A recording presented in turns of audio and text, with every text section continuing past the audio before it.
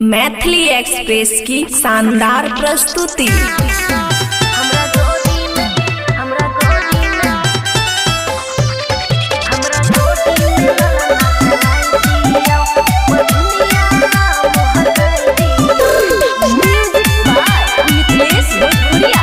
खुशी recording studio बलुआहा। कियो कहै छै मैया बजनिया, कियो कहै छै हमरा डरनिया, कियो कहै छै हमरा डरनिया, कियो कहै छै मैया बजनिया, कियो कहै छै हमरा डरनिया। छठी मैया कृपा दिखाई दियो, हमरा गोदी में ललना खेलाई दियो।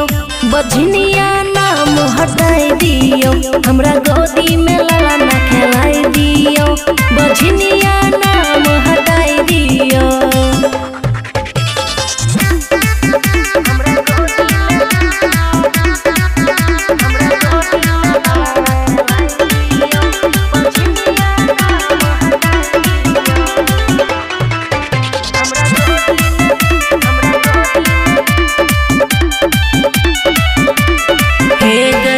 जोरे सुपवा जोरे नारियल लेके देबो अरग गे। मारै छै ताना सुने गे मैया गौआ नगर गे।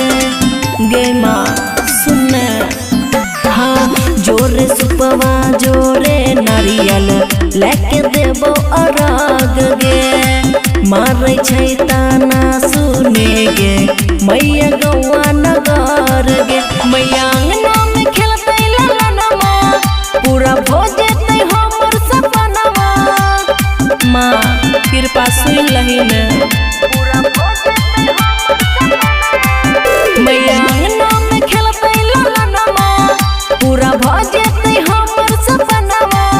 खाली झोली हमर भर दियो, हमरा गोदी में ललना खेलाई दियो।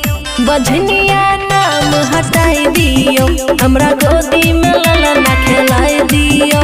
बजनिया नाम हटाई दियो।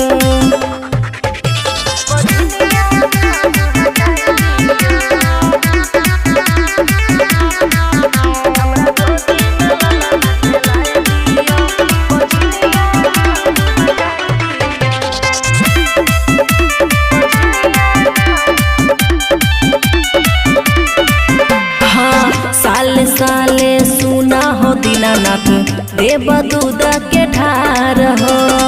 जल बीचा खार होए के लगबे छ बछनिया गोहार हो। हे छठी माई सुनला न पुकार। साले साले सुना हो दीनानाथ देव दूध के ढार हो। जल बीचा खार होए के लगबे छ बछनिया गोहार हो। संतोष पारो के तोर हो नयास, तोरे पर छकर विश्वास।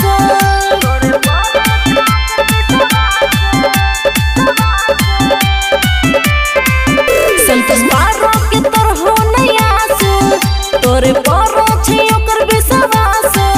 छठी मैया खुशी पे नजर फेरियो, हमरा गोदी में ललना खेलाई दियो।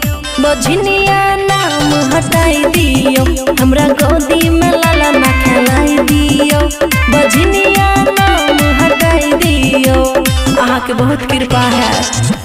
खुशी रिकॉर्डिंग स्टूडियो बलुआहा।